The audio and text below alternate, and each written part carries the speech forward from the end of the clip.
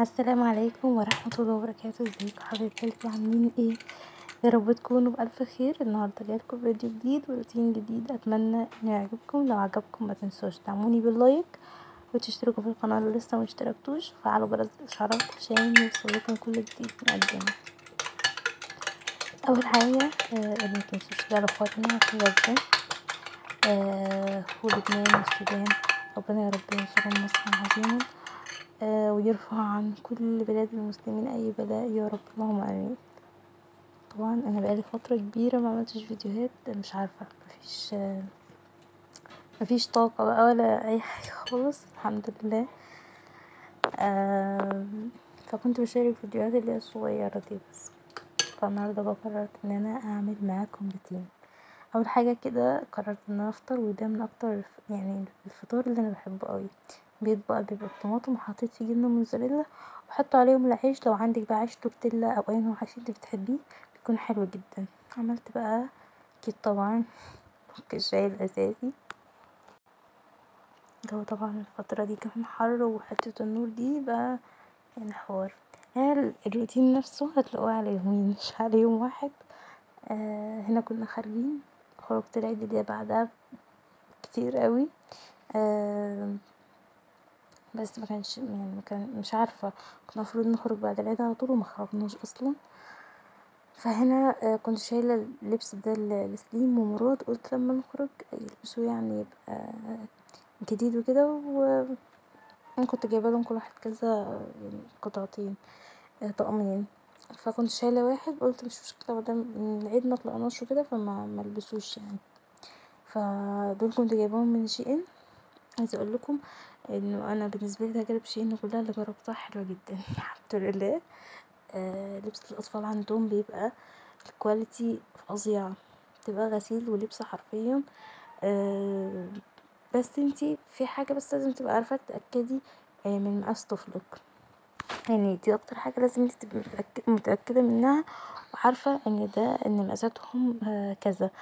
لان ممكن يجي مقاس كبير، ممكن يجي صغير. لو انتي ابنك جسمه حلو كده فممكن يجي صغير عليه، فتأكدي من المقاسات بتبقى مكتوبة تحت. هنا بقى صورت لكم كده يعني توتال الخروجه. وديت سليم كيدز اريا.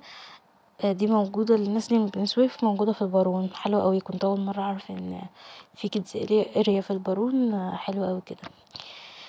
والكورنيش بقى بالليل حوار. فصورت لكم تخطيف. هنا بقى كان تاني يوم كان عندي حبة مواعين. طبعا اكيد يا مواعين يا غسيل، الاتنين او الاتنين مع بعض، هما فعلا الاتنين مع بعض. هنا بقى قلت اشيل المواعين اللي هي المتصفية عشان بس اخلصها وابتدي اعمل الغدا. هنا كنت اعمل الغدا على طول يعني. صورت لكمش اليوم من اوله، لان انا بقول لكم الفيديو معمول على يومين اصلا.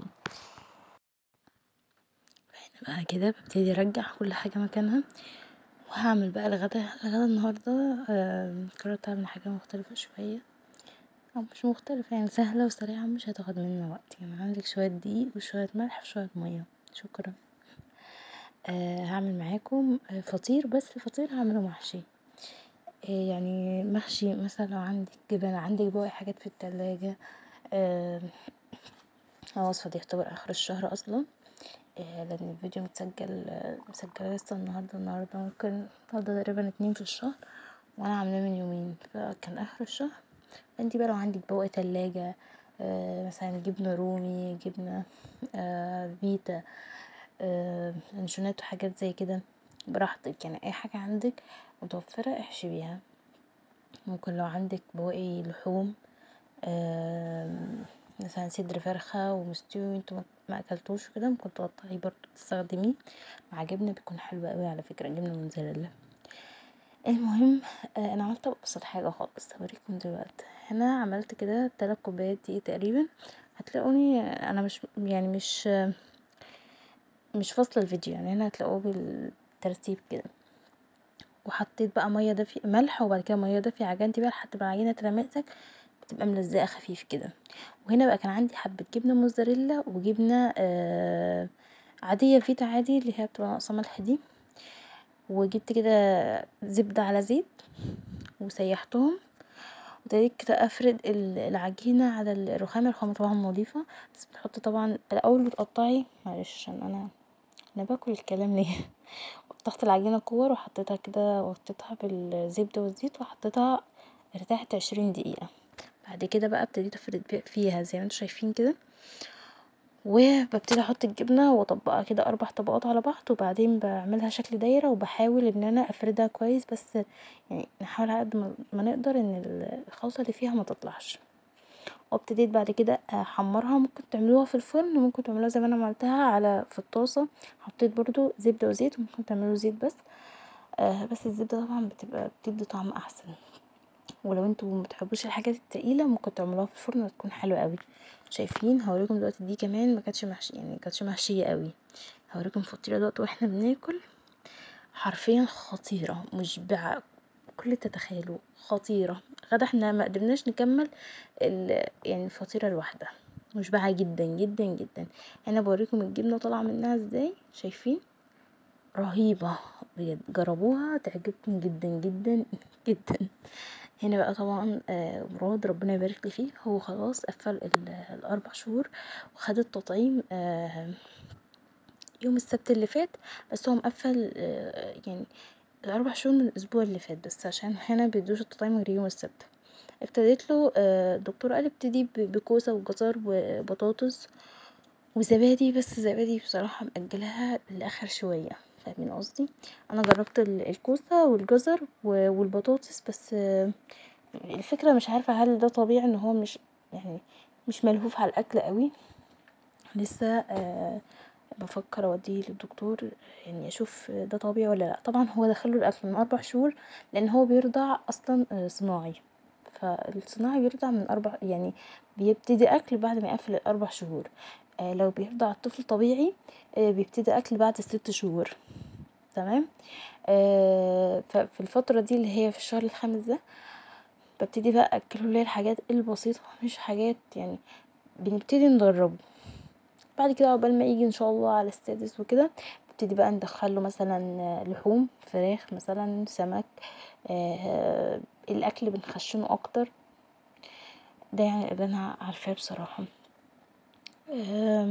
بس وهجيب له ان شاء الله اللي هي التتينة بتاع الفواكه دي، انا مجبتلوش لسه لحد دلوقتي حاجات اللي هي بتاع الاكل، اللي هي الطبق ده حتى بتاع سليم. عايزه اجيب له اللي هي المعالق السيليكون والحاجات اللي زي دي عشان تبقى خفيفه ان هو يعرف ياكل بيها حتى هو بعد كده. انا كنت جايبه لسليم بصراحه. مراد ما جبتش لسه لحد دلوقتي، وبلاقي اسعار خزعبليه في حته الاطباق بتاع الاكل والحاجات دي، فمش عارفه بصراحه لسه ما طلبتش، وممكن اطلبهم من شيء وممكن اجيبهم عادي من اي مكان بيبيع مستلزمات حاجات بتاع الاطفال دي.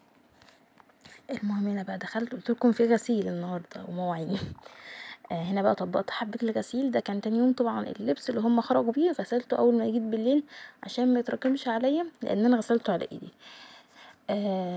مش عارفه الغساله ما بحسهاش بتنضف، معرفش بالاخص حاجه الاطفال، لان هم طبعا يعني لو بياكلوا حاجه او كده بيبقى صعب، لازم تتنقع ولازم اغسلها على ايدي.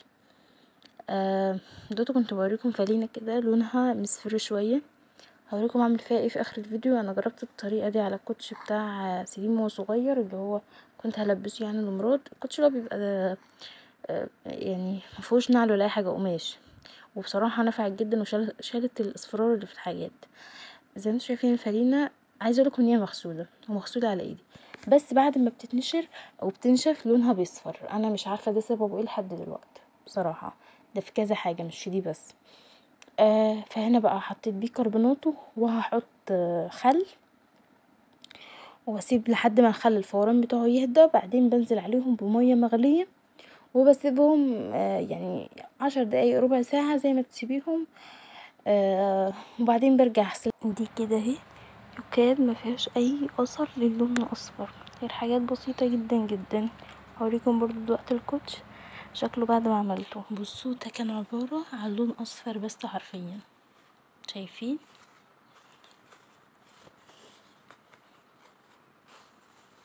تحطوا له خل وبيكربونات وزي ما عملنا في شايفين؟ هوريكم حته دلوقتي ممكن تبقى صفرة شويه مثلا ما تكتش عليها وكده، مش باينه بس شايفين يعني حاجة بسيطة خالص، تحطوا بيكربونات وخل